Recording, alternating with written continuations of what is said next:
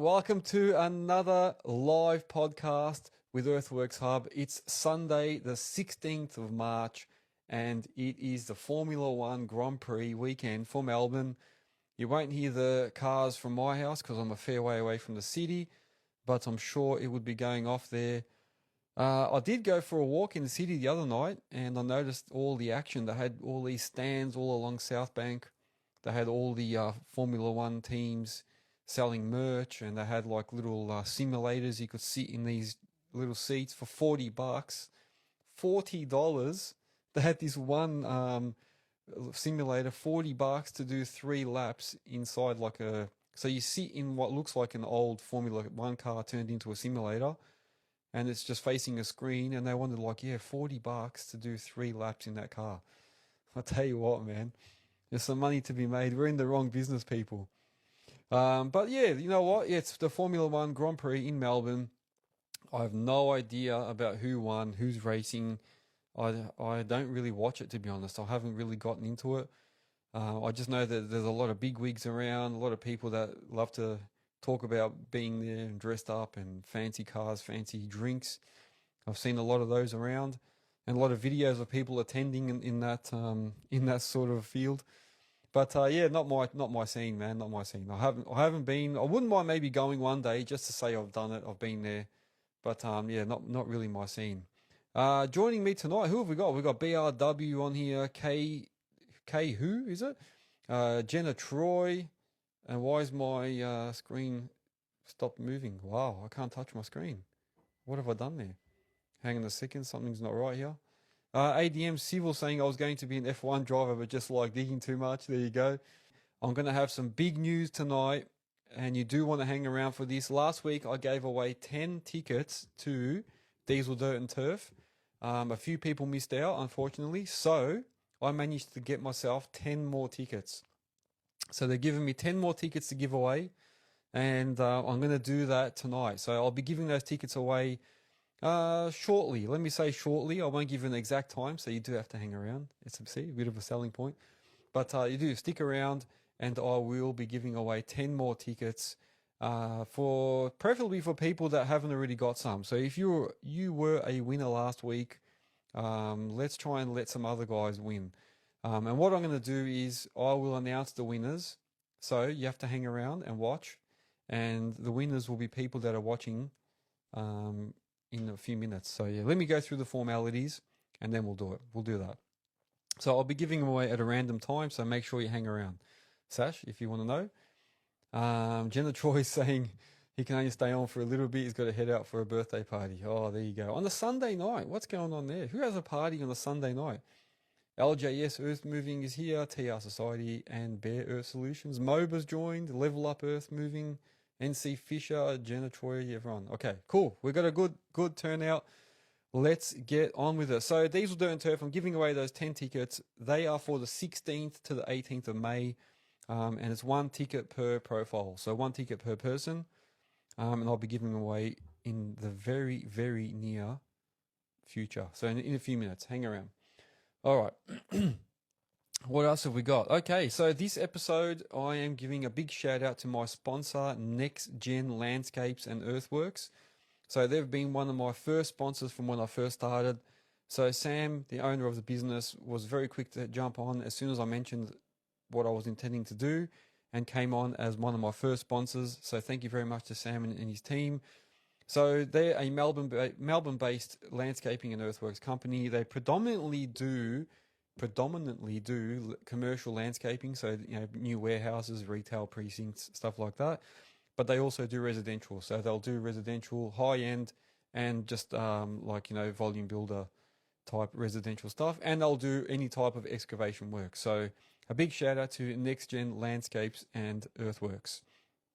If you want to find out any more information on them, go to the partner section on our website, and you can hit them up and get them if you need them to do any work for you. There you go. And also, thank you to all the other sponsors. You will see them listed in the details section or in the link. All their links will be in the description at the end of this episode. So you can always go there and see them, or go to the website and they'll be all under the partners section. So if you want to become a partner and sponsor the Earthworks train, then feel free to contact me and we'll talk about some of the options. The other one is, don't forget that you can also list your business on our website. So that way people can find you. So we've got a business directory on there. You can put your business on there so everyone can find you and use your services. So it's like an advertising thing for yourself. So if you want to do that, go onto the website, click on add listing. So register, then click on add listing. There's a few options there. Put your details in and you'll be added to the categories that you choose. And there's a whole range of stuff. So you don't have to just be an excavation business. You can be anything to do with earthworks. So concreters, form workers. I've got finance people on there, insurance guys, dealers, suppliers, all sorts of stuff on there. So you can go on and have a look at that list. There is still that little slight issue. There's a bit of a delay in some of the categories. So when you click on search, sometimes there's a 50-second delay on some sections. The website guys are working on that and should have it fixed very, very shortly. We've also had a few people join. Who else is here? Jay Cook, 19, Oldie 25. How are you? Oh, we got Hainas here. Inverted Octopus. There you go. I love some of these names, man. Mountain Machinery's here. DJ H, thanks for joining as well. So big shout out to you guys. And the business listing of the week. So every week I pick someone that's recently listed. And the listing of the week is Altar Excavation and Hire. So they're in Victoria and they do all types of excavation, rock work, landscaping and machine hire. If you want to know more, go to the website, click on the excavation category and you'll see them on there. There you go. So that's Altar Excavation. So listing of the week, make sure you go in and put your business on there as well. I'm back on the scotches, guys. Look what I've got. Let me have a quick sip, wait. What's today's choice? It's Monkey Shoulder. So if you guys haven't had it yet, Monkey Shoulder, man, not a bad. It's a blended whiskey, not bad, man. Okay, now the throat's lubricated. Oh, we got Platinum Earthworks here, BMG Earthmoving. Well done, man. Jenna Troy is asking, do you have any training organizations on your website? There is. I think there's a couple on there. Just click on training and they'll be in there. If not, then then you're welcome to add one if you've got one. Yeah, BMG saying Monkey Shoulder, man. That's my go-to. That and Jamison. So if I don't know what I'm going to get, I can't decide. I'll just go for one of those two, and usually works out pretty well. What else? Let's talk about the week. During the week, let me say something as well. During the week, I got to meet, and he's on here right now, Brett from Steel Wrist. So Brett, thank you very much for this pen. I'm just flashing the pen to anyone that is listening and not watching. So this is from Steel Wrist. So Brett, Tilt Rotator Society, from Steel Wrist. We had a bit of a meeting the other day. Gave me a hat, which is up here behind me as well, and a pen. So thank you very much for that. Some good things to come, hopefully. So just keep your eyes peeled. That's all I can say. So Brett, now a lovely guy to meet. He's also a weekly contributor here on our show. So he comes on and puts in his input every now and then. He's saying, haha, all good, mate. It was great to meet you finally. Yeah, that's it, man. That's it. Oh, we've got Sevcon as well, man. You've joined. Michael, BMG saying it's a great drop again for the Monkey Shoulder. And yeah, they're saying Jenna Troy saying don't let TikTok see you with that. It's already hitting me. I can't believe it. BRW saying, yeah, Brett's a legend. Yeah, top guy, man. Very, very good guy. And Cooper's just joined. Welcome. All right, so let's talk about the week. So during the week, I'll put out a few more little videos of the discounts available using my eWorks Hub code. So make sure you go and use those discounts. So I'm getting them for us so that we can all use them. So some of them are good 5% discounts and that, some are a bit more. So this week already, people have been using them because I get told by the sponsors and that who's using them. So if people have bought stuff from Digga, people have bought ramps and buckets and teeth and stuff from Earth Moving Warehouse. Moba saying they've had a lot of interest coming in and people buying on their online. JR Safety Co. So you can use my code and try and get yourself a discount on all the products. If you want to know more, go to the website, click on the partners link, and any of those partners will be able to help you out if you use eWorks Hub as the discount code. So yeah, use it, man, use it. Oh, I've missed a few messages here. Hang on. Platinum Earthworks. Love your work, legend. Be meaning to watch one of these and I'll send you a hat and some merch. Oh, what a ledge. What a ledge. Thank you very much. Bear Earth is saying, yeah, Tilt Rotator Society beat the business and best in the business and top bloke. Yeah, so true, man. So true. And speaking of that, speaking of merch as well, I also got some more merch, and I don't know if he's on here tonight because he might be busy at the Grand Prix. You might have seen Steady from On Grade Civil. So On Grade, he's got the grader blade attachment on his Posi track, or his Bobcat track loader. I've got to stop saying that. And then he's got that little tractor with the blade at the back that he pulls around. He's been doing a lot of work at the Grand Prix over the last few years. So he does all the bends and stuff, all the sand banks. He actually came past and we had a bit of a chat the other day. So we've been mates for a while. Gave me a jumper. Can you see that? There's a jumper up there and a hat over here. So a big shout out to Steady from On Grade. So thank you very much for that as well. So I love the gifts. Thank you very much. Happy to promote for people and put them up in the background. I'm starting to run out of room though. It's getting pretty busy behind me here. So yeah, it's starting to get a bit tight, but always happy. So make sure you're using my codes, and I'm trying my best to get more and more sponsors on board and more partners to give us more discounts on that. So hopefully we'll get some more stuff out there for everyone soon. I did a few videos with Moba. So Moba's on here at the moment. Thank you very much for letting me come out and have a bit of a go. So if you haven't seen those little videos on Instagram and TikTok, and I've also put them up on YouTube, I looked at that they were putting together a package for a guy with a Komatsu. So they put on the Excite Easy 2D system. So it's a 2D system, laser based, so you don't need to get GPS or anything. You can use that if you just want to have a laser and don't want to spend big bucks on GPS yet.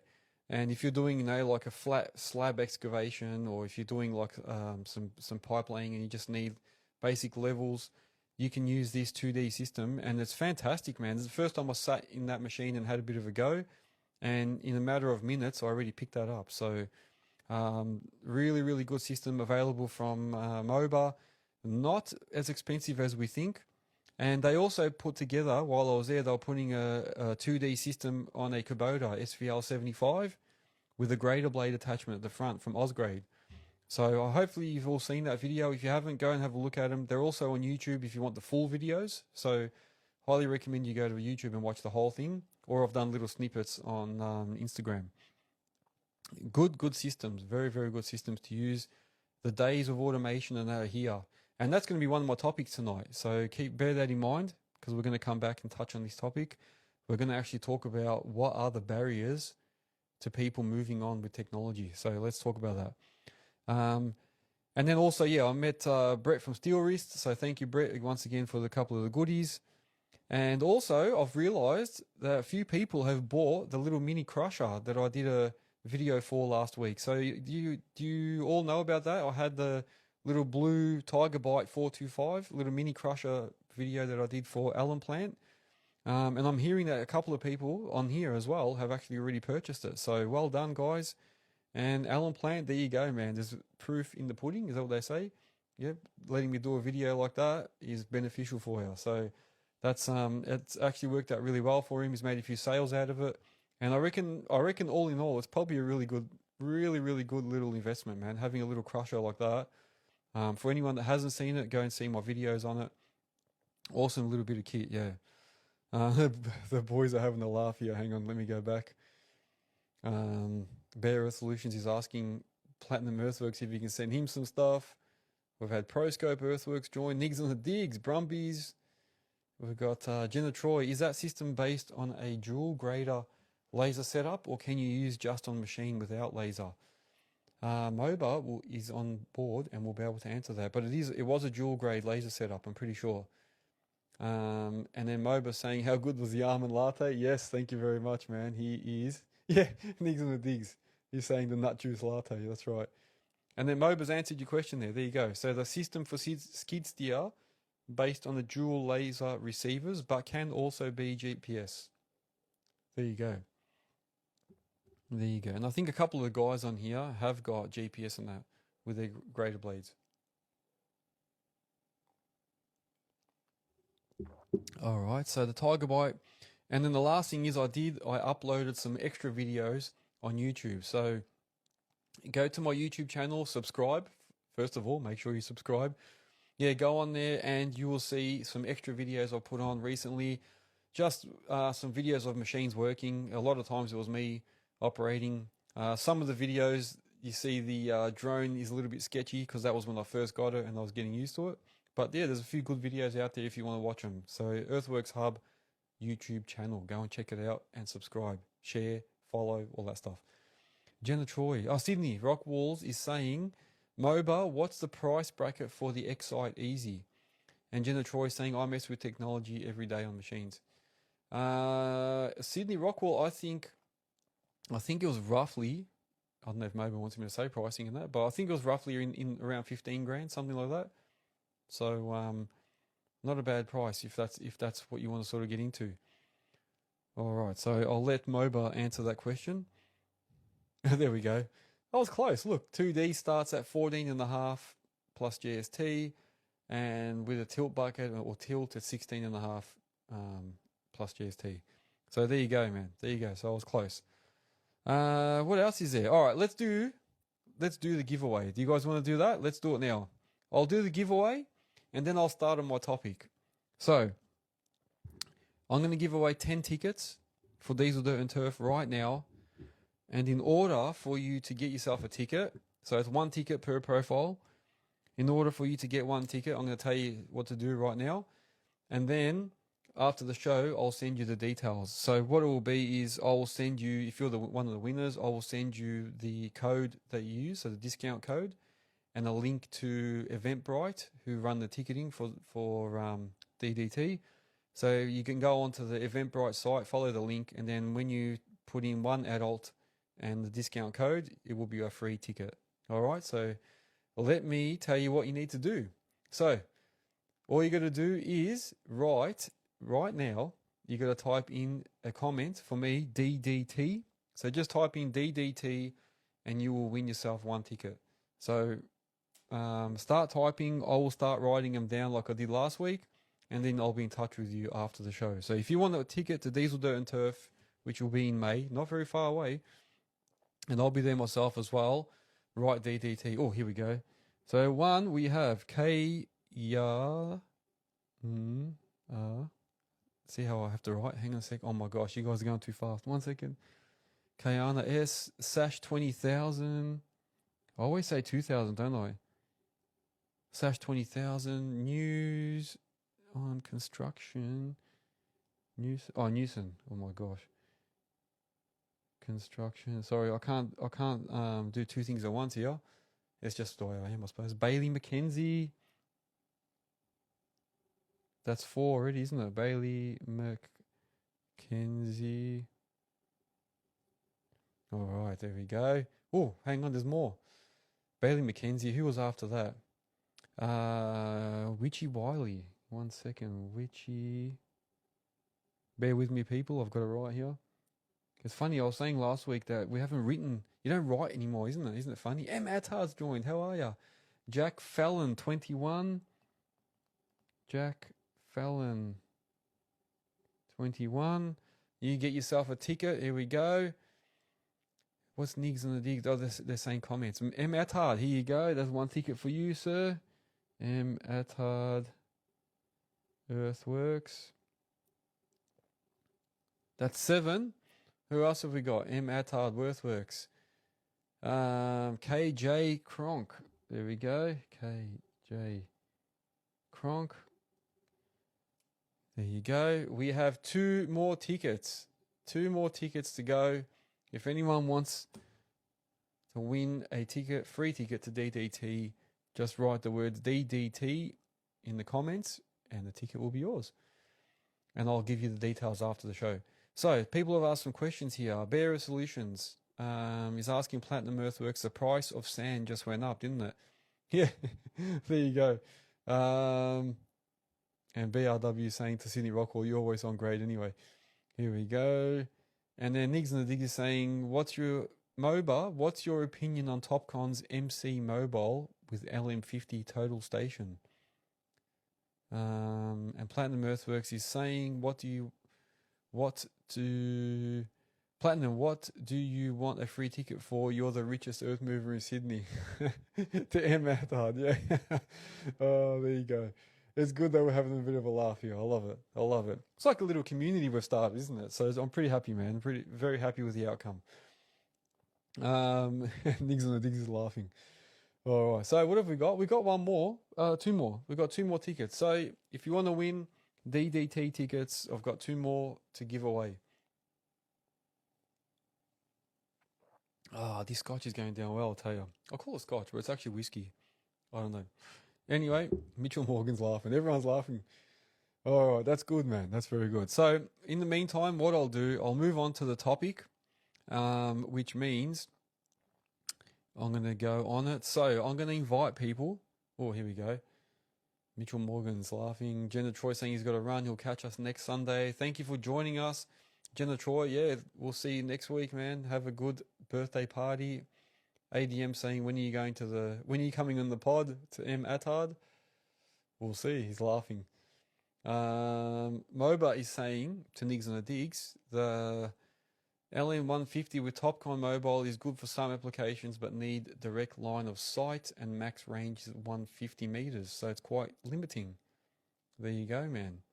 There you go. And M. Attard saying, yeah, he wants to buy machines so he can retire early. There you go, mate.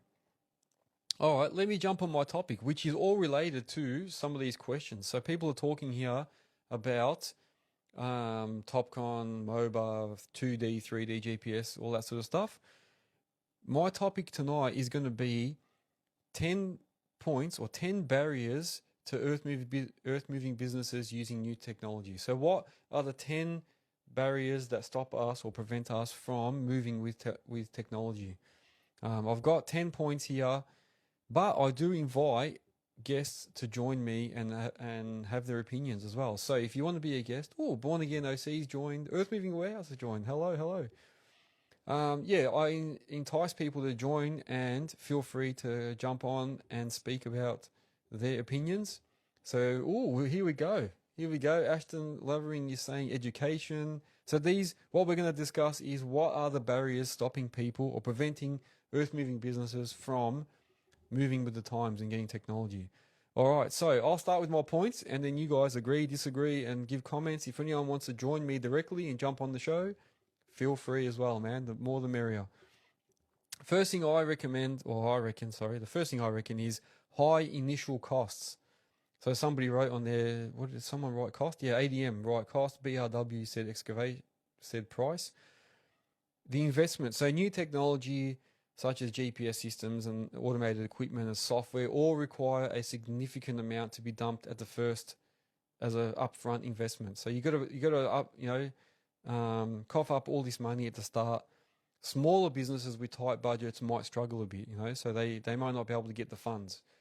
And then with that as well, speaking of cost, you've got maintenance and training. So there's all these ongoing costs for training and maintaining the new technology once you get it on, and making sure that your staff are trained up.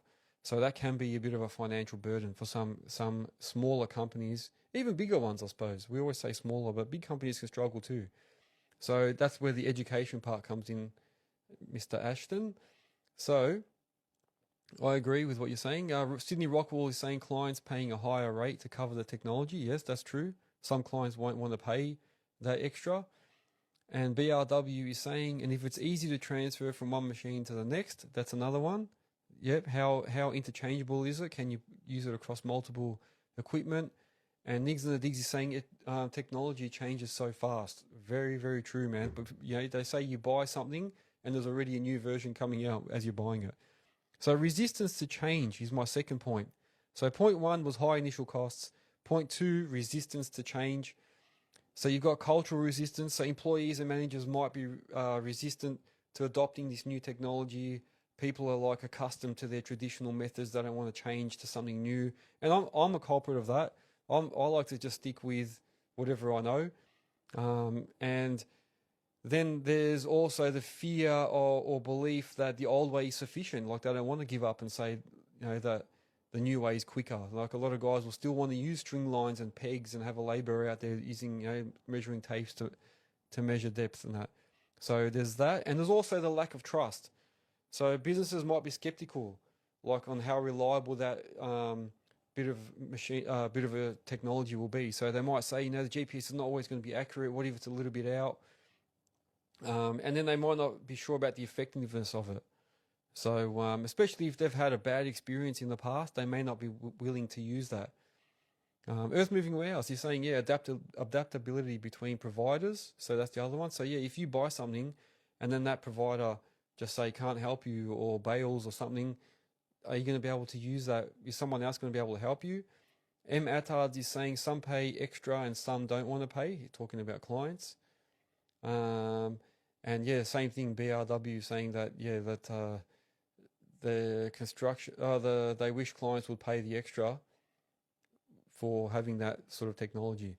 And ADM is saying GPS not working on cloudy days can be frustrating. Yeah, so you might have little inefficiencies that, you know, make people resist to that change. Nigs and the Digs is talking about return on investment. Very, very good, because that's another one of my points. Number 3 for me was lack of skilled labor. So all the training requirements, like new technology will require all your workers to have specialized knowledge, you know. So if you've got different types of technology, like, you know, someone that uses a Topcon GPS system may not know how to use the Moasure system, may not know how to use a Leica system. So there's that training. Every time you get a new person, you're going to have to retrain them. And then finding someone that's skilled already knows how to use that equipment is going to be very hard. So, you know, as we all know, getting a good operator is hard enough, let alone someone that can use all the technology that we've got. So that's another one of the sort of barriers there. And knowledge gaps. So yeah, the lack of skilled workforce can make it difficult to maintain, or even like guys that can troubleshoot stuff. You know, it's good to have an operator that can troubleshoot something. So if they know the GPS isn't working properly, they can sort of quickly figure out why it's not working and stuff like that. If you've got someone that knows their technology really well, then that's a good thing. But a lot of times you won't have that.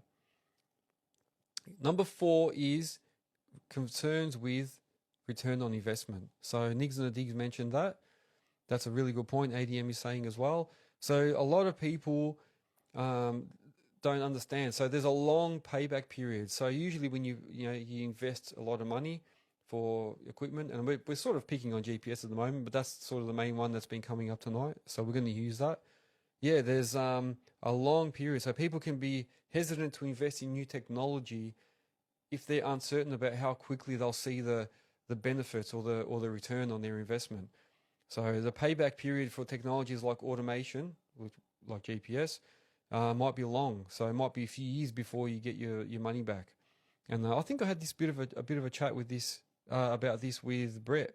So we're talking about tilt rotators and rotating what do you call it, like the steel wrist rotators, and that people sometimes don't understand their return on investment, how quick is it going to come around and stuff. And that's why I think a lot of people get a little bit reluctant on going and upgrading, because they're thinking, if I'm spending all this money, how am I going to get my return on this investment? How am I going to make money back? When's it going to actually pay itself off?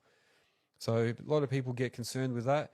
And then, yeah, businesses don't know how to do a cost-benefit analysis. So a lot of times people don't know how to work out what the return on investment is. So hopefully if you've got a good salesperson, they'll be able to explain that.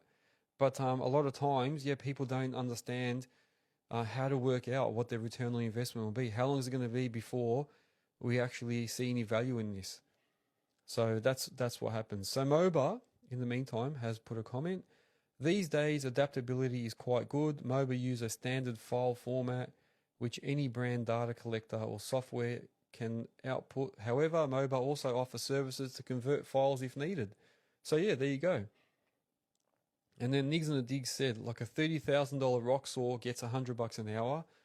A 50K GPS system gets $30 an hour, unless on your own contract jobs. So yeah, I suppose how does that work out? Yeah, so a rock saw will get more per hour than a GPS system. I suppose now it's become more common, I suppose, and people don't want to pay as much for GPS.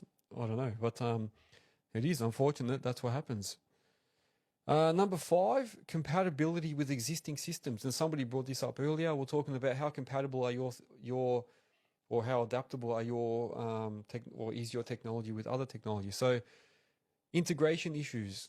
So new technology may not always integrate smoothly with other existing equipment. So, like old machines may not be compatible with some of the new technology, or, you can't transfer that from one machine to another. And then you've got customization. So, some businesses might need their technology customized to a certain way for their products. You know what I mean? So it needs to suit what they do. So that's another one. Number 6. Here we go. Number 6. What do you guys think this will be? Risk aversion.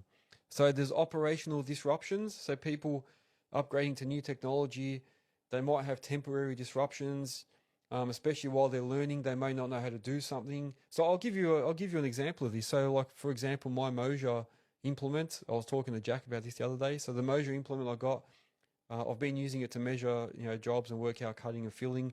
And then the other day I had a really difficult job I wanted to quote up, and it had multiple levels plus a basement.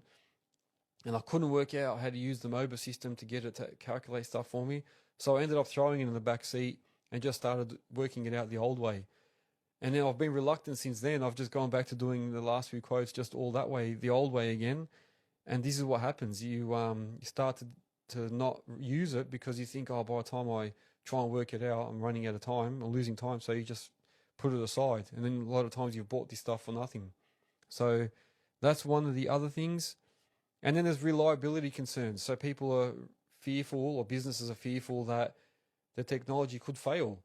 And then it could cause downtime.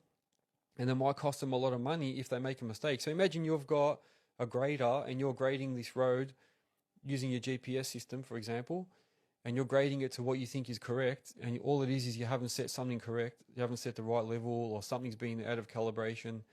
And you've just dug this whole road out all to the wrong level, or put all the rock out at the wrong level, and you've just cost this company thousands and thousands of dollars in extra rock that they didn't need, or you've cut out way too much material and got rid of it just because your GPS wasn't set correctly, or something, or you didn't know how to use it properly. So a lot of people are fearful of that. Number 7, the lack of access to financing it. So there's the funding barrier. Not all businesses can afford to buy or have got that money sitting there. So, like we're saying, the 2D system is 15 grand. Doesn't sound like much, but not all businesses will have 15 grand handy there. Or not all businesses will have not have enough money, won't have enough money to borrow that sort of amount. So some, really, really small businesses might be running just on really, really lean and can't afford to do that. So that's another barrier. And then leasing options. So, sometimes you can lease some technology and get away with, paying it off slowly. But sometimes people haven't got deposits, they've got bad credit ratings, all that sort of stuff. MOBA Australia is saying, I always say any technology is a service business. Without proper support, it can be problematic. And that's why we always suggest purchasing from a trusted supplier with proper backup support. Exactly, man, exactly. In the meantime, we've had Taiwan Earthworks join TerraPro, Bean Diggin, Mitch, where is that? Mitch Kokanda, and Nix and Diggs is there. Yeah, beautiful. All right, cool. Yeah, so that's it. So MOBA's saying that you need to make sure you've got support when you buy something. So the lack of access to financing was number 7. Number 8 is the regulatory and safety compliance. So sometimes you get yourself some new technology, and then suddenly you've got to get this thing calibrated all the time. Then you've got to get it risk assessed. Then sometimes, and these things cost money, yeah? So sometimes you might not know, but you've got to get it all risk assessed. You turn up to a site and they're like, oh, where's your assessment for that attachment? Then they're like, oh, it has to get tested so regularly. Like they might say every 6 months that needs to be tested. So then there's all these extra costs with that technology. And then there's also like subscriptions. So some things are not just a one-off cost. You might have to subscribe and have an ongoing subscription with something. So they're things that people may not think about. And there's also, the compliance. So you might get something like an attachment on your machine, or like a new bit of equipment, and it's not, your machine's no longer compliant. For example, if you get a tilting hitch on there, so it's not really technology, but just say, for example, a tilting hitch, you change the tipping point of your machine, you change the lifting capacities of it. So a lot of people don't do that. So when I did the video with JR Safety Co, we learnt about that, how they have to, as part of their risk assessment, JR Safety Co will come and redo your load chart because it's changed. Once you've added a tilting hitch or a tilt rotator or something like that to your machine, you've changed the tipping point for it. So remember that, guys. Number 9 is a limited awareness of available technology. So a lot of people have a lack of information. They don't even know a lot of this technology exists. And I remember a long time ago, I wanted to get a grader blade on my track loader, and I was telling one of the civil companies, like, oh, you know, I can get a grader blade, I can do all your footpaths and prep it all for you, real easy, real quick. I'll smash it all out. Then I can just take the grader blade off, use the 4-in-1 to start working and doing other things. And they were like, nah, not interested. We don't even know what that is. No, not keen. And then, yeah, sure enough, over the years, it's become more and more common, and now they know about it. So, yeah, a lot of people don't know how to evaluate which technology they can use. They don't even know about it. And then it can also be the opposite, which is technological overload.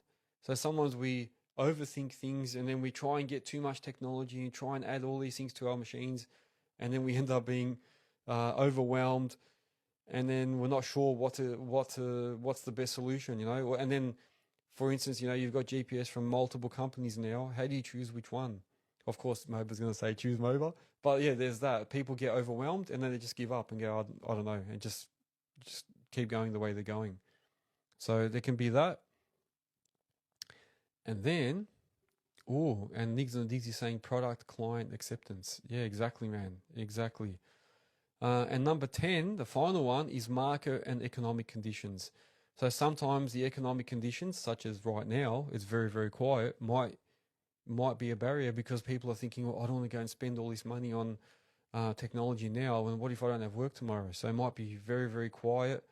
So it's a quiet period in the industry, and they're hesitating. They're saying, I'm not going to go and buy something for so much money and then possibly not work. So that's one of the barriers as well. Now, Dirt Effects Mitch has just thrown in the comments, I just got my first new dozer with cat grade, GPS and a base station. I've been self-teaching but want to know more. What or where is best place to help me learn and understand how to use it better? He's saying he's a first-time user of GPS. There you go. There you go. Moba saying, I let our existing customers say choose Moba. That's right. Sometimes word of mouth is the best way. You know what? That's a good question. Where can he go? Where can Mr. Mitch go and get some help on how to use his system? So if you've just got the dozer and it's a cat one, you would probably say go back to cat. They should surely be able to have someone to come out and show you. Ashton is saying YouTube, very, very good. Very, very good. So if cat can't help you, which Moba's just saying there as well, then definitely try YouTube, man. You'll be very, very sorted. You'll be, you know what happens to me? The reason I get muddled up is because as I'm talking, I'm reading comments, and then half the time I start reading the comment halfway through my conversation. Going back to what I was saying to Mitch is, yeah, YouTube does have a lot of good content. BRW is saying, we'll get you sorted, Mitch, with Duffy. So obviously this Duffy guy is really good at it. And Mitch is saying he's already exhausted YouTube. And yeah, BRW is saying he knows that Duffman's the guy. Ashton saying Duffman as well. EMB Jack Healy saying Cooper Civil, and ADM saying Site Tech if you're in Sydney. There you go. So yeah, guys are giving good options there. Very, very good options. So then not only have you got the economic uncertainty, so people might be scared because it's a bit quiet, but also you got competitiveness. So, you know, businesses may not feel that pressure to adapt yet because their competitors haven't done it. So they start to get complacent and they think, I don't really need it. I'll just go the way I'm going. So sometimes people aren't, it depends on the competitiveness of it. But if you're in a time where it's flat out and everyone's got GPS and you haven't, and you're thinking, oh my gosh, I have to jump in and get it because everyone else has got it, it can also get you overwhelmed. So you got the two little two little opposites, I suppose. Yeah, so you can be either really complacent and say, I don't really need it, or you can be highly competitive because everyone's got it. You got to get it. Got to go. All right. So these barriers, they're all significant. So they're the top 10 that I could think of. But they are the barriers, and there's also opportunities for earth movers to overcome them, and that is by doing proper planning, strategic planning. You know what I mean? Doing some research, like all the guys on here are doing research. Talk to other guys. So what can you do to overcome these? Yeah, so talk to other guys in the field.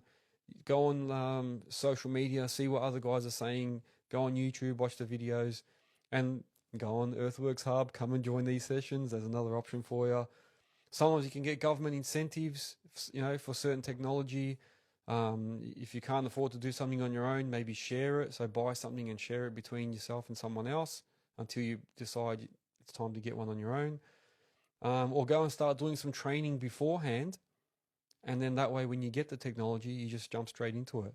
So there's some options for you if you're suffering one of these barriers and it's stopping you from going ahead. Hopefully that's been very helpful. I'm sure a lot of you guys will get something out of that. And I appreciate everyone that's been helping and giving comments in between. We've got here, Cooper has always been open to sharing. So they're talking about some of the guys that can help. BRW saying, I gave you Duffman's number, so you give him a call. And everyone's saying, thumbs up, will do. There you go. Awesome.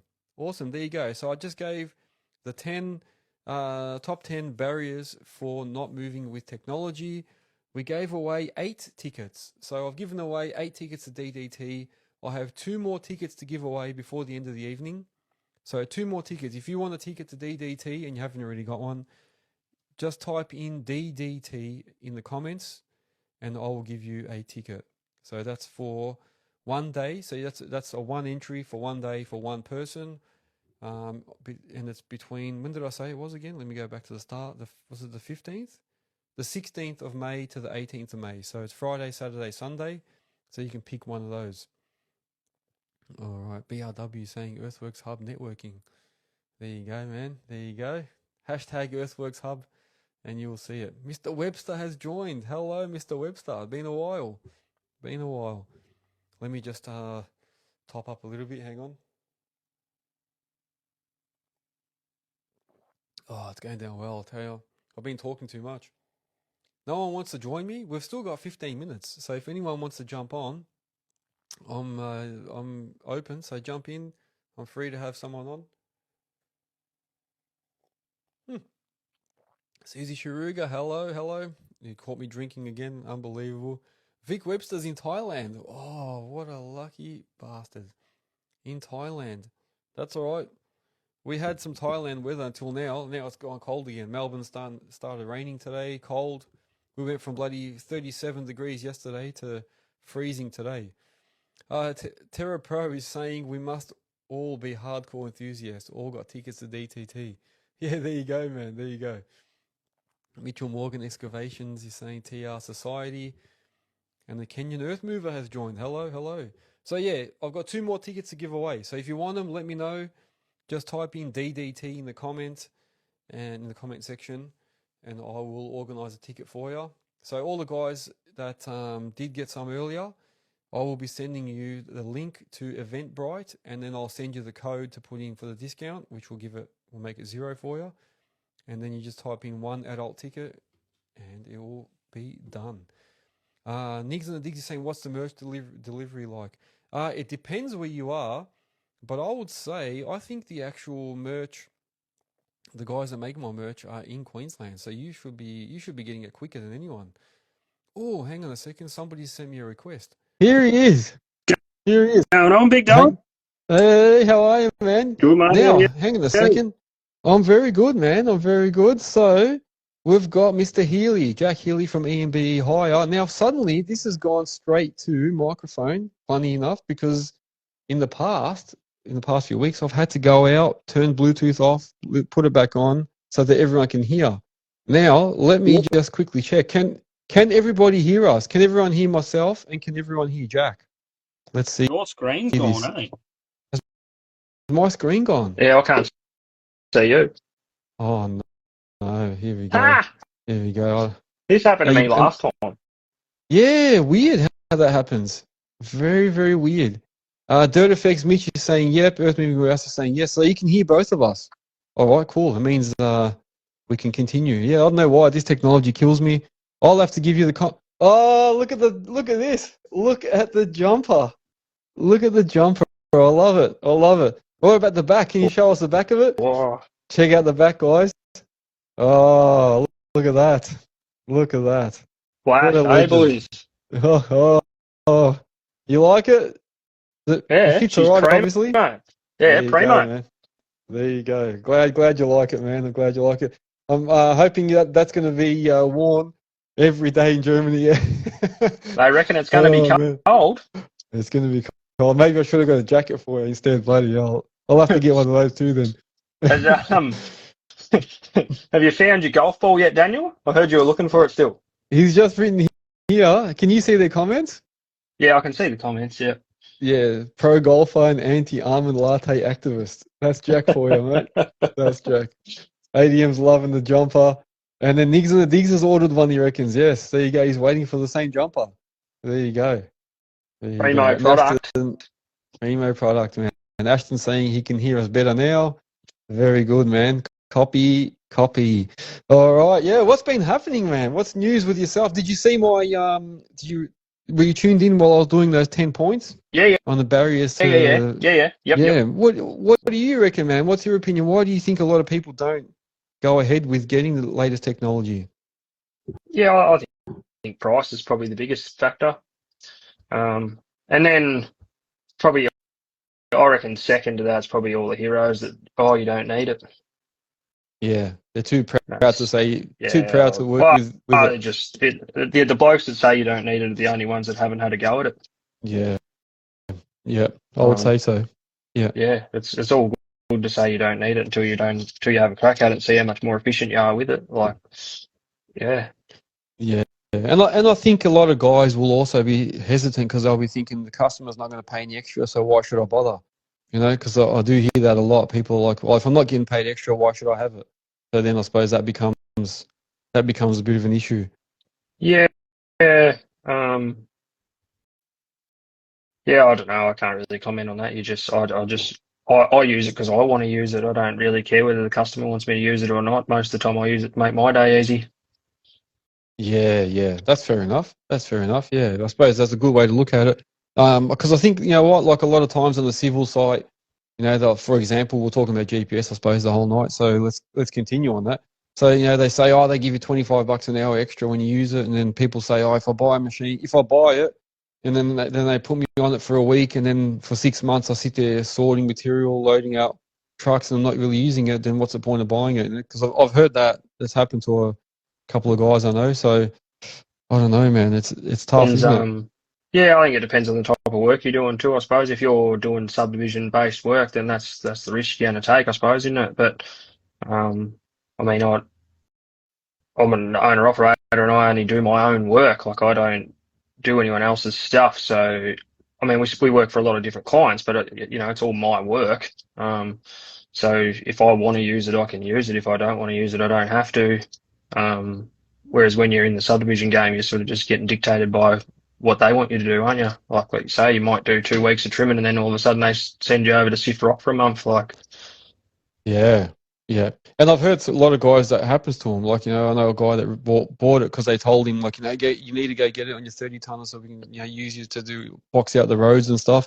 And then he went and spent, you know, whatever, maybe 80 grand or whatever it was. And then next minute they're like, after 2 weeks, all right, so we're going to go get you to load trucks. And he was doing that for like 6 months afterwards. So he said haven't touched the system since then. So it doesn't get that, you know, that. It's probably a lot like attachments though too. You could probably put them in the same basket too, couldn't you? Like, I would hate to think how many dollars worth of attachments I've got sitting in the shed that only go out for, you know, a week, a year each. But, you know, if you add it all together, it keeps you busy all year. Like, if you took away every single one of those attachments and you took the GPS away, and, you know, you just had a bucket, like a standard hitch on your end of your machine, I'd probably only be doing 2 weeks of work every year. But because you've got everything, it fills the whole year in you're like, that's how you combine it, I suppose. I suppose you got to look at it a bit different, I think. Yeah, yeah. I suppose you're right. Like And it also depends. Yeah, if I based how much work I've got for the jackhammer on whether or not I brought one or not, there's no way knowing you'd buy one. But I can go and do a job where I might be on that job for 3 or 4 months, and we need a jackhammer for a week. I don't have to leave and let someone else take that bit, or try and hire a hammer, or try and find one because we've run into a bit of a tight spot or whatever. Like, just go and get it and use it. Like, you get to keep the whole job type thing. yeah, yeah, yeah. That's it. And it's true, like you say, there probably is a difference between guys that are working on their own jobs or guys that are working on subdivisions, where you just sort of really get told where you're going to go and what you're going to do. Some guys have said they inbuild it into their pricing. Like, some guys say they charge minimum rates every day for example, for their GPS. So they just say, well, it's going to be minimum 4 hours, just say for at $25 an hour, whether I use it or not. And then other guys are saying that they just charge it only when they use it. So I don't know. There's different ways, I suppose, to deal with it. I think that depends who you're working for and what they let you get away with, I reckon. Like, for instance, us, I just put $10 an hour on the rate, and it is what it is. Like, if you don't want to use me, get someone else. I'm not really that fussy, eh? Yeah.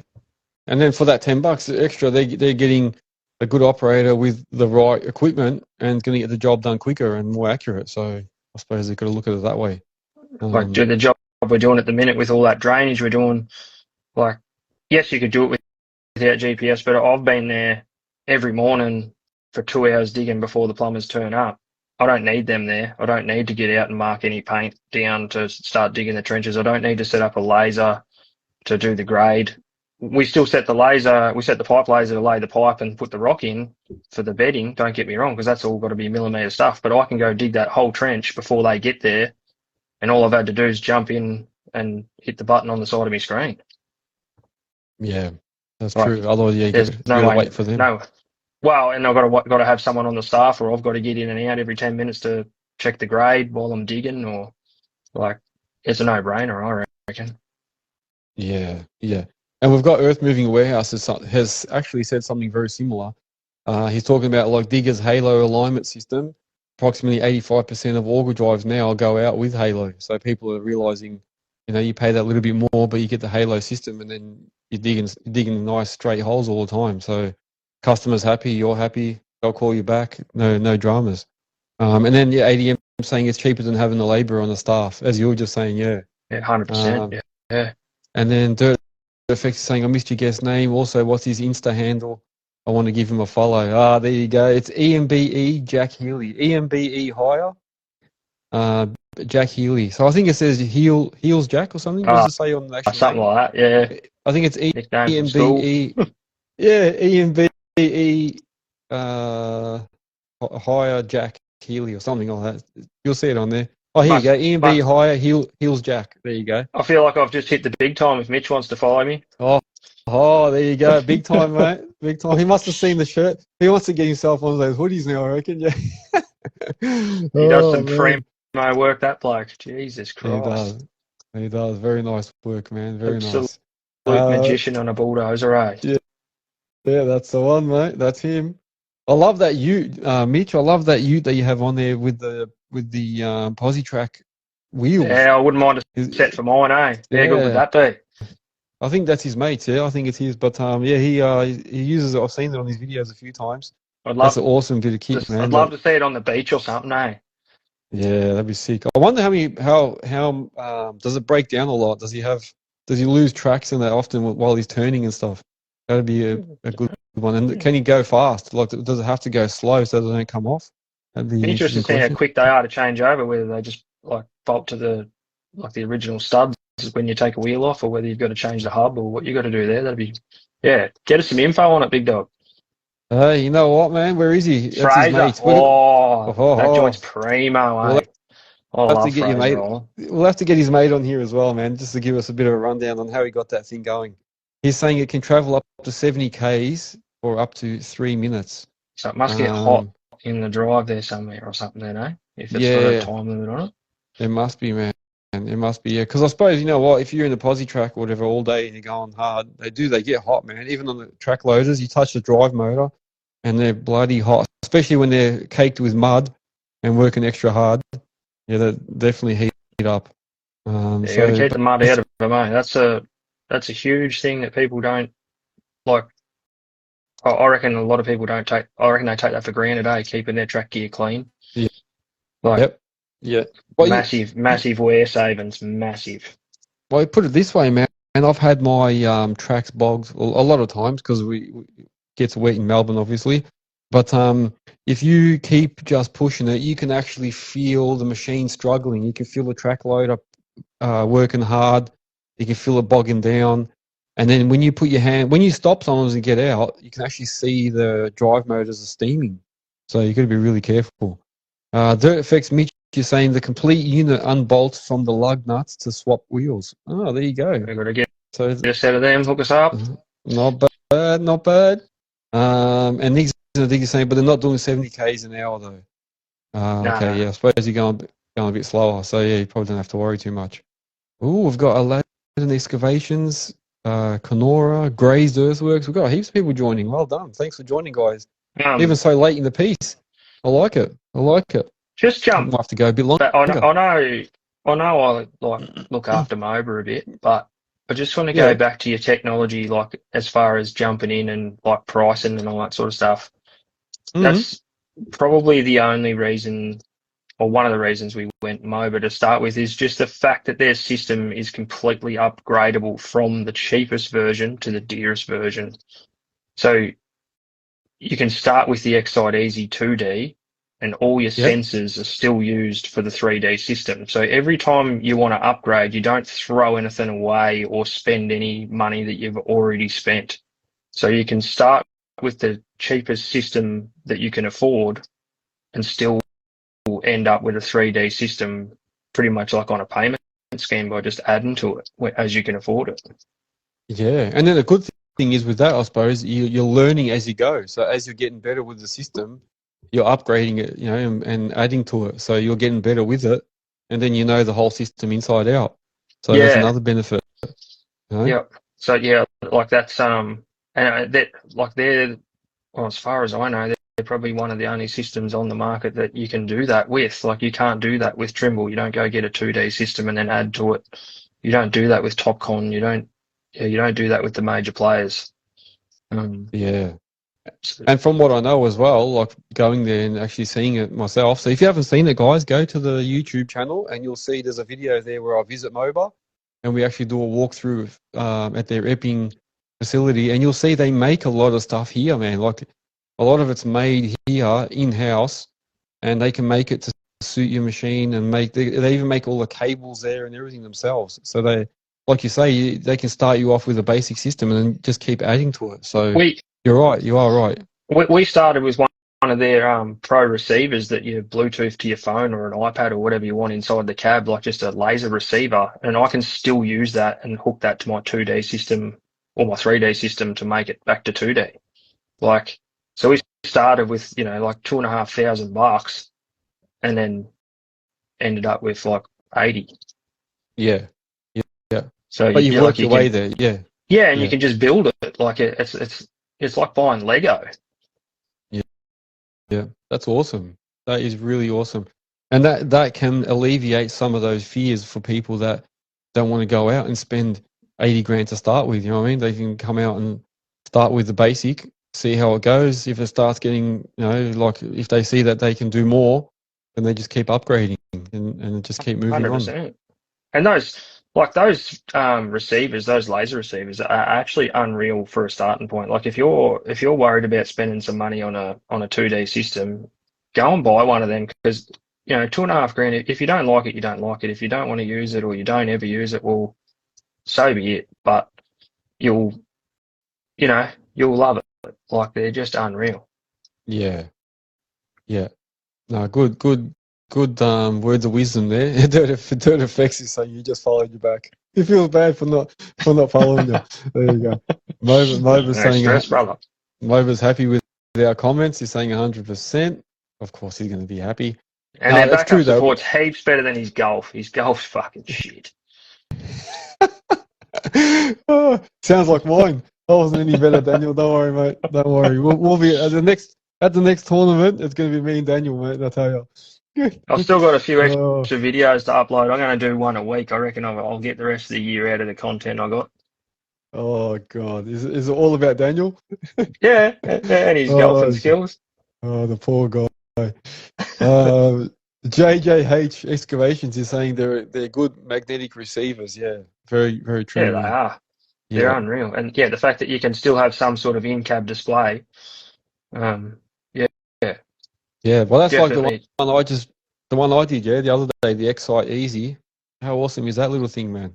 Perfect. Yeah, so For, I've actually updated my screen to that. So I've got the Excite Easy display as my like just for me arrows on the yeah, 3D system. yeah, yeah. Yeah, Oh, it's a cool looking little screen that. It's mm, yeah, it's unreal the technology that's in that little screen. I only use it for an up and down like a visual thing, but yeah, the fact that that's your whole screen for your 2D system, like it's incredible. yeah, yeah. No, it's really good.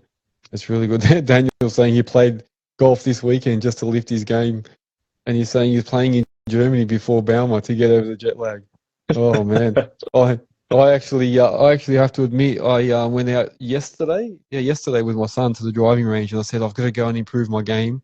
At the driving range, we got 110 balls each, and by halfway through the bucket, I was stuffed. My arms were killing me, my shoulders. I was done, man, and then I was just getting worse. Instead of getting better, I was just getting worse and worse. So I said to him, "Take the rest of mine, man. I couldn't do it anymore." I said, you take over." So Trying too hard. that's what it is. The harder I was trying to hit it, and the more I was trying, I was getting worse. And my son was going, "What's wrong with you?" And then he did the same thing, but he was getting worse. So Need not a a good bit day. more John Daly, mate, more Siggies and more Dr. Pepper. That's the one, mate. Maybe a few more. Oh, look, it's empty. It's gone. I've still got a little bit left. I've got nothing. Man. Oh, you got it too. Look at that. Hey, you got the same glasses as me. I've got one of those. Beautiful. I think I've got From the a same wedding, ones. it's got something written on it. You Brooke and stole it. Nate's wedding. Yeah. Thank you, Brooke and Nate. Thank you. Yeah, what's Moba saying? But yes, I'm shit. But how good was Samuel? Samuel was definitely the team captain. Yeah. Without him, we were proper rooted. So he's the installer, with the bearded installer, is he? Yeah. He's the bearded magician. Yeah, that's the one. He's the bearded MOBA installer. He Did really well also at does golf. also does a bit of tech support for him. Yeah. He's unreal. Always helpful. Nice. Always rings you back. Not very often he answers, but he always rings back. Yeah. He's a busy man. He's busy. Say so. It's when it happens when you're... Yeah, well, when you're touching on that, I suppose support, and I think Niggs and Dig said that support is very vital, man. You know, if you're going to spend money on the system, you want to know you've got the support there to help you out when you do have downtime, or if you can't work something out.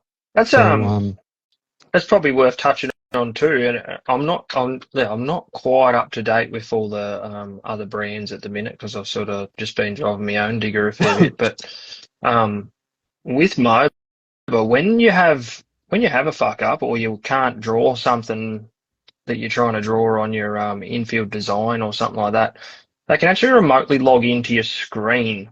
So it's not like the old Trimble system where you would have to try and explain what you're trying to do because the person on the other end of the phone is actually just on a simulator trying to work out what the fuck you're talking about. So there's always a communication breakdown because you're calling it something different, whether you're calling it a hinge point or a fucking, the toe of a batter or some shit. And you're trying to get your point across, but they're on a simulator, so they've got no idea what you're fucking talking about. Yeah. But when you talk to MOBA, they log into your screen, so they're seeing what you can see. So when you're talking to old mate on the phone, you can push your finger on the screen and the mouse comes up, so you can actually point to what you're talking about on the screen, and on the other end, they can see it. So yeah, how cool is like that? any of your support's really easy because you're actually talking the same language. It's not like you're talking Chinese. It's unreal. Which is been massive for me because I'm like technologically retarded. So I need all the help I can get most of the time. And I always get the help that I need. So it's pretty handy. They're like the NDIS of machine control, Moba. The NDIS of machine control. You know what? I'm gonna type that in as their name from now on the phone. Machine control NDIS, mate. I love it. I love it. Dirt Effects Mitch is saying he loves your vocabulary. It feels like he's listening to himself. We'll have to go fishing one time, Mitch. My old man lives in Harvey Bay and he's about to move home and do 50-50. So I'll be able to use his house and come up and go fishing. Oh, magic. We'll be on. Hey, can you do me a favor, Jack? Can you just check your volume on your phone and just put it down a few? Down a few? I hear a lot of feedback. Yeah, maybe just go halfway or something. What about that? Yeah, it sounds a bit better, I think, yeah? As long as you're happy. You're the boss. No, that's all right. Oh, it's all right. I just felt like there was a bit of feedback there, but it's all right. It might not come up in the video anyway. Anyway, it doesn't matter. But yeah, no, it's good. It's good, yeah. So, yeah. Dirt Effects Mitch is getting the hard on. Here we go. What's going on here? We've got a bromance starting here, guys. A live bromance. How's that? Herpes Bay. There's no such thing as herpes in Hervey Bay, mate. It's like the Jurassic Park of Australia, mate. It is only people over 70, except for Mitch, obviously. I'll tell you what. I was in Hervey Bay once. I'll tell you a story. It's story time. I'll tell you a story. So, what did BRW say? It's like we're listening to a real person who's done everything 100 times over, not a disc jockey. Yeah, there you go, mate. Exactly. I fucking hate pencil pushers and architects and people that draw shit. I hate them. That's the one. And they're just That's the only drama I ever have with technology is it's the bloke that's actually drawn the model has fucked it up. Yeah. Just about every fucking time. Yeah, because they're not always guys that have been out there and done it. Every time you go to match into a bit of curb or something, it's always fucked, or the footpath's the wrong height, or it's below the curb and it doesn't run water anymore, or like just right off, eh? It's always a design issue. It's never an actual technology issue usually. Oh yeah, with the plans and stuff. Yeah, true. Like you'll get a design, and it's not normally that your machine's out, or because you bench off every side anyway. But it's always it's always in the design. There's always something fucked up, or there's a layer missing, or The guys are laughing. They're agreeing with you. Aston Levering saying they never make mistakes. Yeah, and BRW saying the engineers. Yeah, that's right. And then his ATM saying it would be nice if they were more accountable. Yeah, but what's going to happen is you'll get the blame. You're the operator, and then you get the blame for digging something wrong or not. Yeah, something not working. It's funny. It's the only thing like experience. You can't buy experience. So now a lot of the times you can pick up on something pretty early on because of you've seen it before or whatever. Yeah. If you go to a new job, doing a new intersection and you're tying into all existing stuff, the first thing I do now is just walk the machine around the whole job and check where we're tying in everything and see whether or not, whether it's matching up or not. Yeah. Good idea. You need to do that. A curb's matching back a curb where you tie in, or front a curb or lip a curb or whatever, so the asphalt all matches. Or you check everything now. So you normally pick it up on the first day now, but the first couple of times.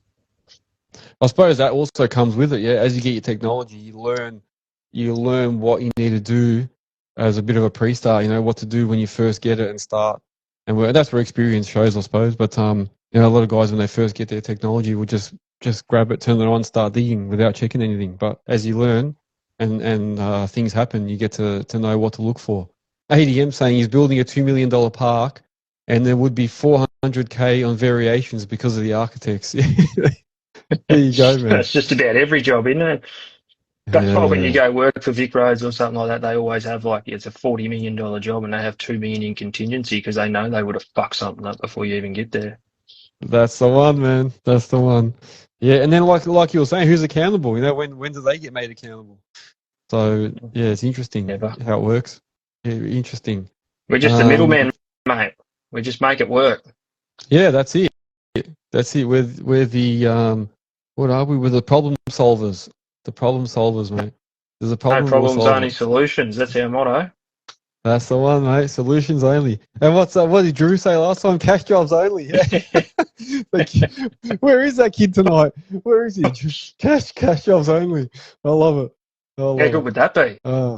Hey, yeah, it would be good. It would be good.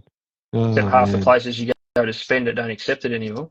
No, well that's funny, yeah, because we went somewhere recently and they're like, oh the driving range. When I went to the driving range, they're like, oh no cash. We're cashless. And I was like, what if I didn't bring anything? Like what if I didn't bring any just cash? He's like, oh no, we're cashless, that's it. Yeah, So yeah, that yeah, happened to me at the rodeo actually the other day in town because it's just one of those mobs that come in and put it on or whatever. But yeah, and it's probably yeah. fair enough. They don't have to muck around. You know, everyone has a mobile phone. They just have that little square caper, and they've moved with technology, haven't they? There you go. Well, We're there just you not go, happy with it man. because we're stuck to the old way.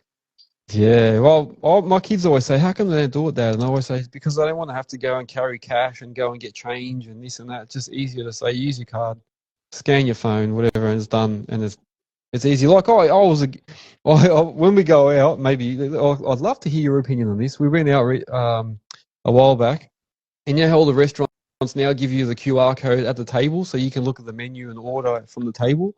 You don't have Yeah, to yeah, go yeah. up to the counter. And I actually don't mind that. Like, I was a little bit funny with it at the start, but now I'm not bad because I like it. You go on, you see the meals as well. You can see the menu clearly, pick what you want. Then we just hand the phone around to the kids, to my wife. Everyone picks what they want, and we just pay.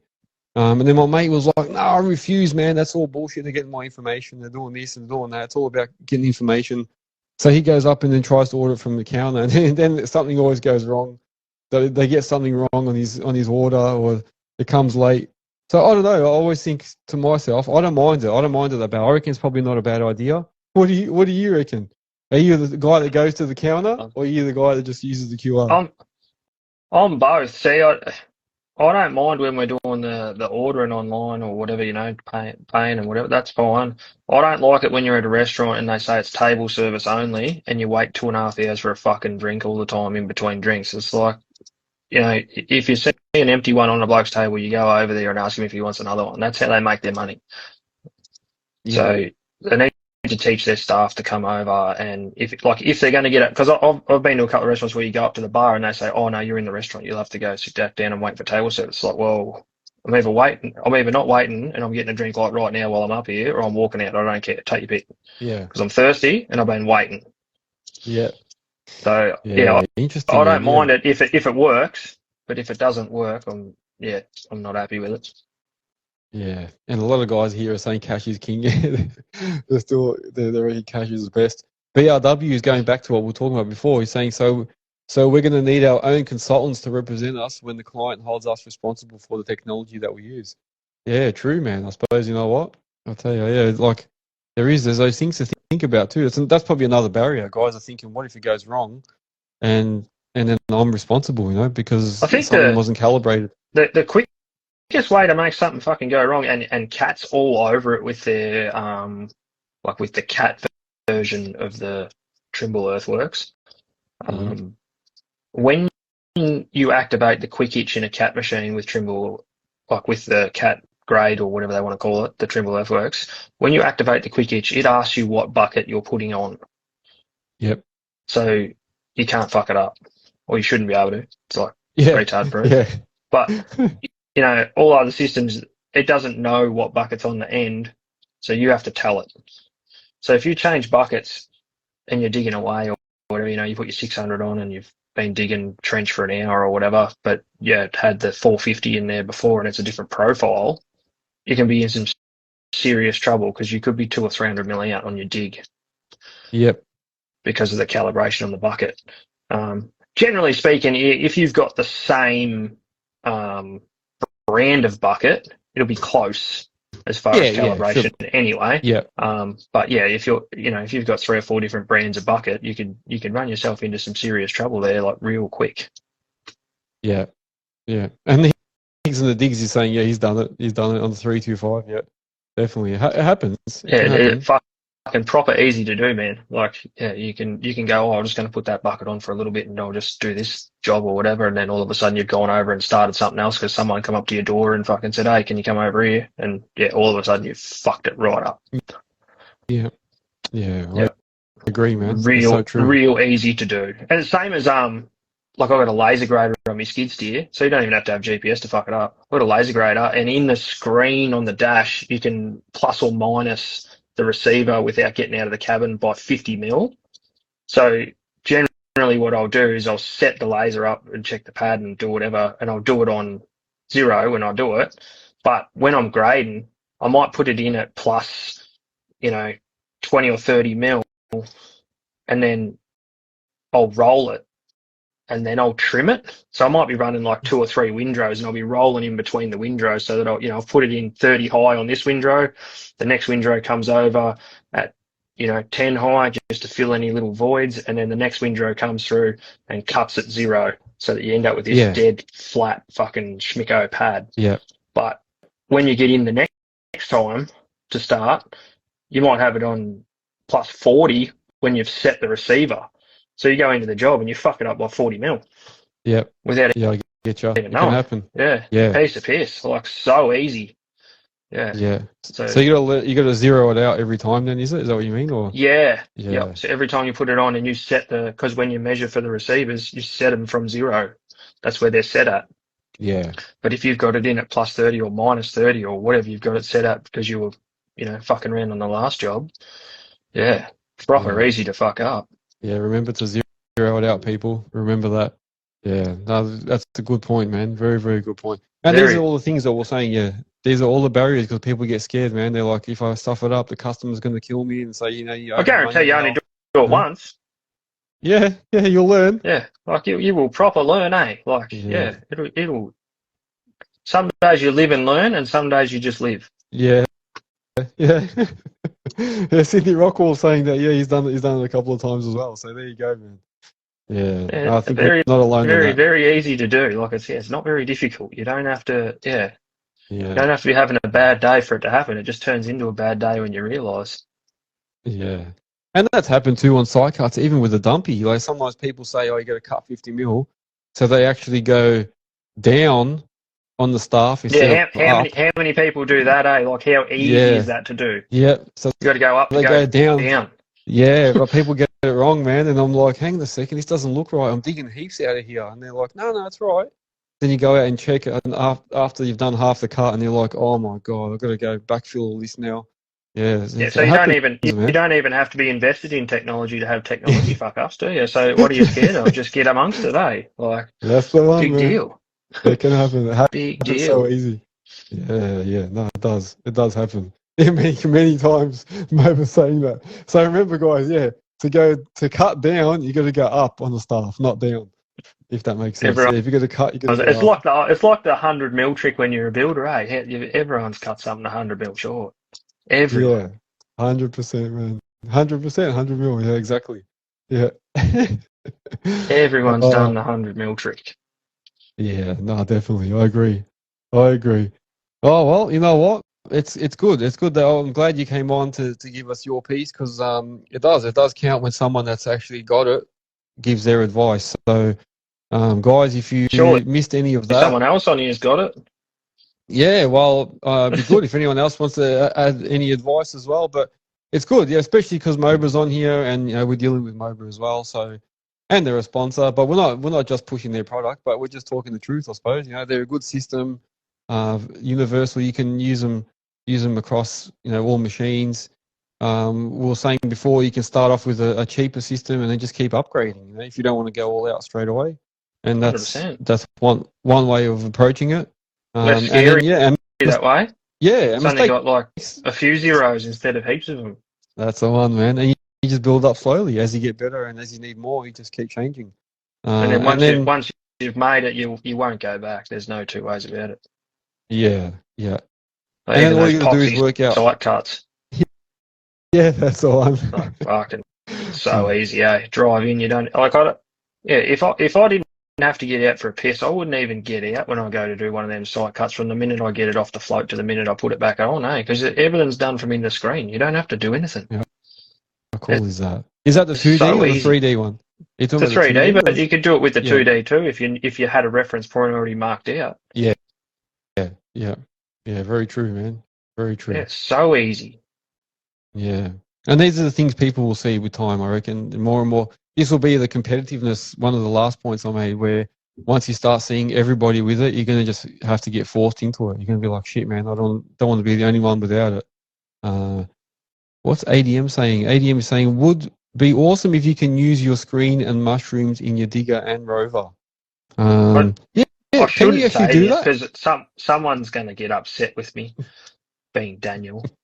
But the amount of times that I've used me rover since I've had the system on me Digger, I could count on one hand, eh?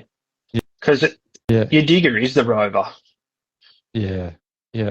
Like I just, yeah, I brought one with the intention that I'm going to use it all the time, but nah, No. nah. I suppose yeah, it's an extra feature maybe. Moba, he just wrote thank you guys with a praying sign, and then here we are saying you don't need it. Rover, he's gonna change. But no, he's right. Yeah, he's right. Yeah, there are systems out there. So Daniel from Moba saying yes, there are systems on the market that will do both, but they are like a light rover. Yeah, so they won't have all the features. And BRW saying Dan knows it inside and out. So there you go, Daniel Moba, maybe getting the big shout out on this episode. I'll tell you what, I very hear they're good, pretty man. good in the asphalting area too, Moba. Yes, yeah. I actually saw a few videos of him with the asphalters and that at night. Oh, So I'm still interesting, not going to man. sell it because it does come in handy every now and then. Because we'll touch on this, right? So my rover is my base station as well, so I can use my rover as a base. Okay. So I just leave the screen in the shed and I use the base. So I won't sell it for that reason. Yeah. But yeah, I don't use it as a rover very often, but I have used the base a couple of times where we've had some pretty dodgy reception because that happens where we are. Yeah. I suppose being out regional, yeah, it'd probably be hard. Although some Yeah, of even like the regional has better bloody reception than we do in the city, man. Sometimes I'll tell you what.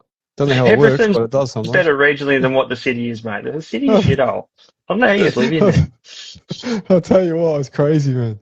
Crazy how that works. Oh, what's he saying? Mova's saying, yeah, night shift training sessions. I hate.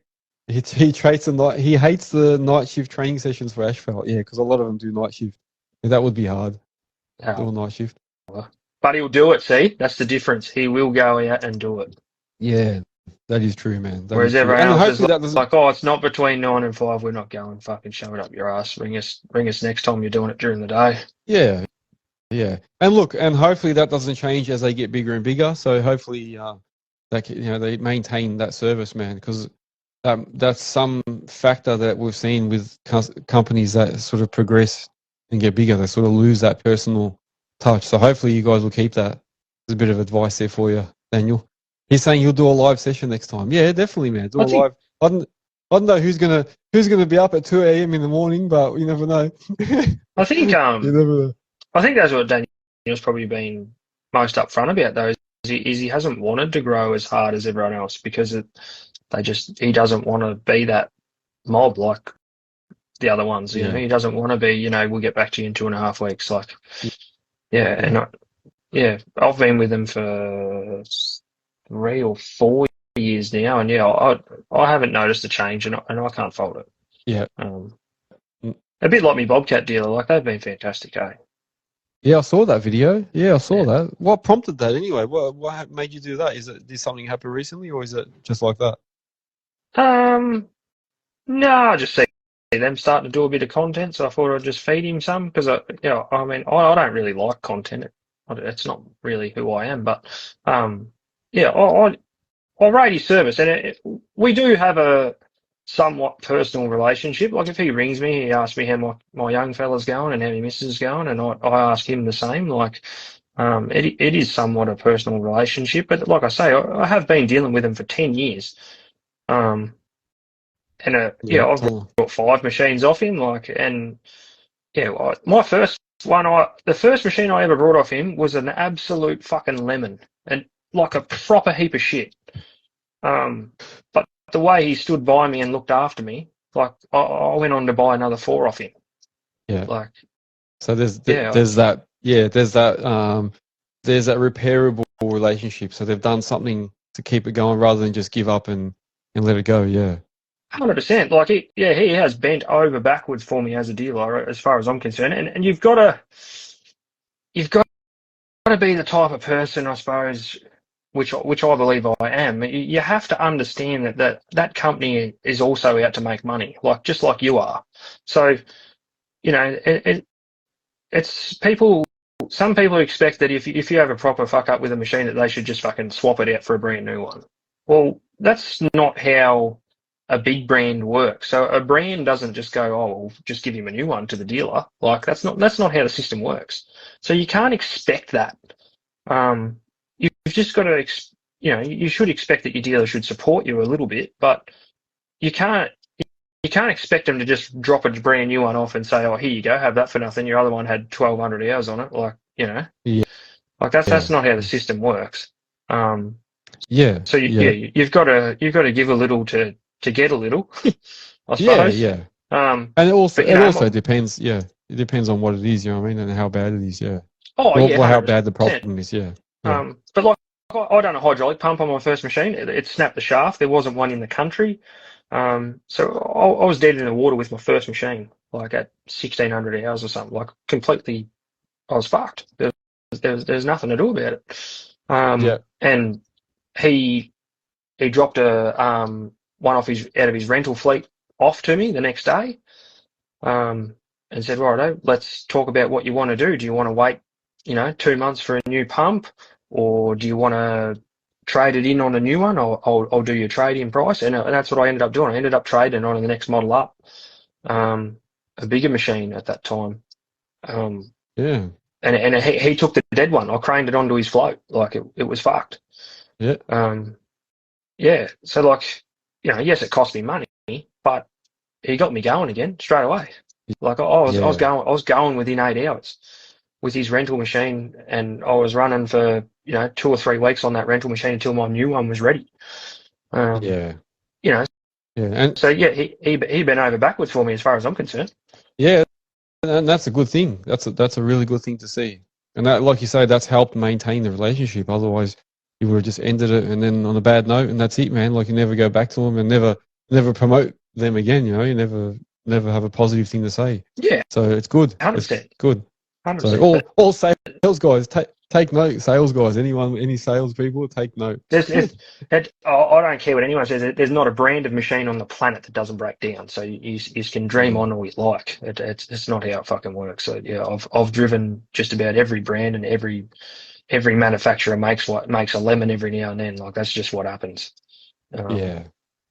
No, that's true. That's true. Well, that's good. Good. I'll just go back through a few comments here. So Moba said earlier that he thinks organic growth is the only way. So over the last 25 years, over the last 25 years, he's seen so many come and go. Niggs and the Diggs is saying what you said. He had that same issue with ASV and Cabalco in Breeze Vegas, but they obviously helped him out. Sydney Rockwalls is saying it's a two-way street for the client and the dealer. BRW said 100%. DirtFX Mitch said shit breaks on every manufacturer's machine. It's how they handle it that matters. Exactly right. And then BRW, obviously, if you saw my last podcast interview with him, he's saying wish that was the same for all manufacturers. Yeah. So that's good. That's true. It is. It's a two-way street, but it does depend on what's happened and how big of a deal it is and what happens after that. So yeah, very true. Very, very true. Like good. that, more words of wisdom. Like that video I did, like that, I was just blown away by, like I like to think that I look after my gear pretty well and I know sort of what's wrong with everything, but the little things that they picked up on, like, there was some shims in the foot pedals for the boom and bucket that were a little bit worn, and I suppose after sitting in it for 2,500 hours, I didn't even notice they were worn because I just got used to it as they were wearing, I suppose. But, they've picked up on a couple of little bits and pieces like that. So it was more the small things that they took note of and fixed for me. And that, again, that comes back to me a little bit because I did drop it off and just say, whatever it needs, fix it. Like, I don't fucking ring me, just fix it. Whereas if you're going to be the type of bloke that's going to, have a crack at them because they put $40 worth of bushes in and, jump up and down and crack the shits, well, that's on you too. But, yeah, I just said do whatever it needs and drop it, and I'll pick it up when I can, and obviously I couldn't pick it up because I've been too fucking busy to get there before 5 o'clock. So he just said, "Oh, we got a truck running that way. We'll throw her on for you. Like, get into it." So that'd be unreal. And then like shimming the door. Like, who the fuck does that? Yeah. Oh my god. You Yeah. know, like But they how drop good that is it? machine back as if it's brand new. Like there's not Yeah, a thing on it that squeaks or moves or like fucking primo. yeah. No, it does. It does, and it feels good, man. It does feel good when you got something and you're getting into a machine. Everything works. Everything sounds good. Closes properly. It does. It's a good feeling. It is definitely Yeah. a better feeling. And then Yeah, someone said, "Oh, but did they charge for it?" Well, fucking course they did, mate. Like the yeah, post wasn't about, "Oh, I'm happy with the bill." Like, are you ever happy with the bill that you get from getting something fixed? Like fucking like $0 would always be awesome, but it's not going to happen. Like, and I'm not one. Like I couldn't give a fuck. Like it costs what it costs. yeah, It's a bit like when I go yeah, do a job for someone, it costs what it costs. If they want to whinge about it, well, get someone else. Like, yeah, I wasn't asking for the cheapest fix. I was asking for it to be right when it got back. yeah, And it's yeah. fucking 100% right. You know what? Though, adding to that as well, this thing is making you money. This is your prime income earner. So why wouldn't you spend money on that? Like a lot of us will have cars. You know, like I've got my Tirana there, and I'd gladly go and spend $40 on bushes to make the accelerator pedal, you know, not move and get it accurate. And that thing makes me no money. It just sits there, and it's just because I want it to be like that. But yeah, yeah, you're right. A lot of guys won't want to do that sort of stuff on their machine, which is making them money and making it more comfortable for them while they're sitting in there. So you're right, isn't it funny? Yeah, people It's obviously just, different priorities, you know. that's exactly what Niggs and Diggs says. It's my favourite saying. It is what it is. Like, there's nothing you can do about it. Like, I could ring up and say, "Oh, fuck, mate. Like, Jesus, feeding him that much? Like, what are we going to do here?" Yeah, But that's not what I asked. I asked him to make sure it was right and don't ring me because I yeah, don't care. Whatever it needs, it needs. I can't change what it needs. If something's fucked, I'm not just going to leave it. yeah, Like, yeah, I don't want it back and it throws the bearing for the main drive belt the next day. Like, what was the point of sending it down there? yeah, Like, and yeah. it only went No, there for a preventative thing. The head gasket wasn't like I didn't have oil in the water or water in the oil. It wasn't leaking. Like it just had a rim of oil around the top after about 30 or 40 hours. Like that's just what happens. So yeah, it needed fixing. Like it was going to get to the point where it was fucked. But I was just like, well, let's just do it now because I don't need it for 3 weeks. I'll send it in. Job will be right. Like I'll get it back when I need it and it'll be fixed. Like, yeah. Well, that's it. Otherwise, you're going to have downtime again in a few weeks when something does go. So you're right. Do it now while it's there. that'll cost me heaps more. Yeah, yeah. And it's cheaper than the new machine, exactly. So ADM Civil Landscape is saying it's cheaper than the new machine. And Platinum Earthworks is saying, I'm going to start using your Bobcat dealer. There you Yeah, I heard he's not too happy with this. But yeah. Look, it's not always the same service everywhere you go, I suppose. So. nah, it's not. And that's why we're talking about, we're talking about Moasure and stuff before, and then it makes a difference. The service does make a difference. Yeah. Just gotta try and surround yourself with the best people, I suppose. And I'd have a beer with my dealer. There's a lot of dealers out there that I wouldn't have a beer with. Yeah. 100%. Like, you've got to be on the same level as the blokes you're dealing with. I reckon it's a bit like your accountant. I'm not saying you should have a personal relationship with your accountant because I reckon that's dangerous. But if your accountant's not someone that you would have a beer with, fuck them off, get another one. That's the one, man. That's the one because they're the ones that are gonna, I suppose, not make you or break you, but they're the guys that are dealing with your money and your taxes. So yeah, you want to be. You've got to be able to get on the ground level with them. If you've got to go in there and you're not allowed to say the word fuck or something, and you're that bloke that is like me, well, that ain't gonna fly, is it? Like, I don't go into my accountant's office dressed in a suit. I go in there in my orange shirt and my fucking stubby shorts, and I'm covered in grease and shit. Like that's me. That's who I am. I'm out doing the job, man. I don't count the numbers. I'm in here to see you because you count them. Like. Oh, the stubby shorts. Don't even get me started on that. We bought a car once. Another story. I got stories always. I remember we bought a car. You're gonna bag me when I say this. I'll sound like a flog, but we bought a Mercedes once, and I went into the dealer to go pay. I don't know what it was. Either Sort of fits your genre. Yeah, I went in there to buy the car, and I turned up in my tipper, so I was fully covered. I've been working in my machine all day, open cab. I was covered in dust. It was like 37 degrees outside, so I had my t-shirt that I cut the sleeves off, the smallest stubby shorts you could think of, covered in dust and that. And I walked in there because they wanted a deposit or something signed for the finance. And it happened to be a day where they had like this open day where they had like people walking around in the dealership with like trays handing out food and all that. I don't know, they had this special day there. And I had to turn up with my tipper, roar into the car park in the middle of Melbourne Mercedes, pull up with the tipper in the front of the thing. There was all cars everywhere. All the dust is coming off my truck. I run in there and I'm all dirty and the guy's trying to like serve me some tray of bloody, I don't know what they were, caviar or something. And I was like, mate, I'm just here to pay the deposit. I've got to go, mate. I've got things to do. I just want to get home. And everyone's just looking at me like, who the hell's this bloke? Who's this guy walking in? And I just gave him the deposit. I was like, I've got to go. Here's the cash, mate. Here you go. I'm off. Here you go. Here you go. Platinum Earthworks. That's me dealer. Yeah. He's just logged in. He's watching. He's watching it. His ears must have been burning. Oh, all those bad things you said about him. Yeah, yeah. He's a proper cunt. There you go. So I had a pair of those stubby shorts as well. There you go. Working class man. Working class man. It wasn't my place. Probably so we got rid of that later. later. Stereo when you rocked in the truck, did you? Yeah, I don't know. I had something. Yeah, maybe saying all cash. Yeah. Yeah, you would have too, wouldn't you? Oh, it's the European. It'd be like when you went and brought your jet ski. You'd have a jet ski, wouldn't you? No jet skis. No, I haven't gone that far yet. No jet skis. I can't justify one, especially in Melbourne. I don't know, man. Like when do you get to use it? It's never.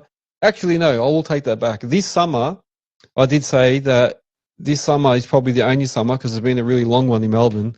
A long hot summer. This is the only one we've had where I could say, you know what, we probably could have a pool or a jet ski or something. But every other year, it's too cold, man. When do you get to use these things? Like, a jet ski would have been unreal up on the Queensland coast the last few weeks with that cyclone and them big waves. That would have been mint. There were some people up there, yeah. Yeah, mate was saying I look like jet ski type. Thanks, mate. Bloody hell, yeah. What do you guys take me for? Yeah, no, I don't. No jet ski for me, man. No jet ski. No, but I don't know. Just for saying, I can't justify it. And everyone I know that's had one in Melbourne has it for a short period, and then ends up selling it because you don't use them. It's just too cold. Yeah. They're definitely the Harleys of the water, eh? You use them I was going to say that.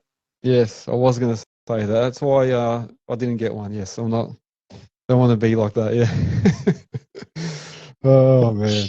Bloody hell. Anyway, before I say something wrong, I won't say anymore. All right. No, that's it. That's it. Well, you know what? It's already way over 9 o'clock. But it's been a good conversation, and I'm sure the listeners are finding this very, very interesting. And I really appreciate you coming on, man, and putting your 2 cents in. And also to everyone else. So everyone else has been joining in. This is what we're here for, man. I love this. This is what we're supposed to do. Hang on a second. Matt Wild saying, if you had a jet ski, you might as well sit down to piss. Yeah, fucking hell. Oh, here we go. Here we go. Yeah, no. I appreciate you all coming on, giving good comments, good feedback. That's what it's about, building a community to help each other.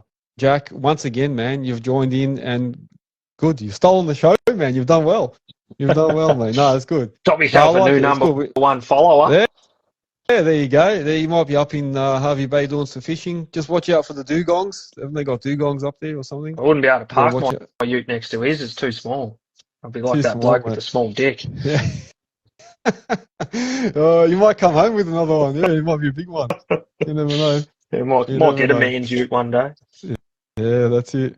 You know how many people actually envy your ute? You'd be surprised. I get so many questions on that ute because they think it's mine. And they're like, oh, what's that ute? Where do you get this from? I'm like, no, it's not mine. It's not mine.